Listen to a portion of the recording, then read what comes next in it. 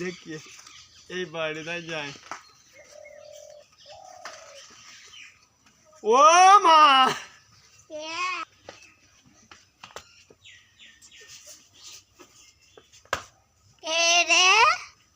মা আমি কান্নু পকের মা।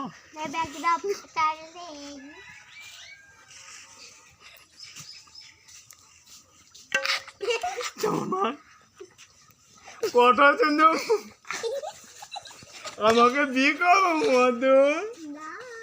না মধু, চলো তোমাকে আমি খুব পছন্দ মধু।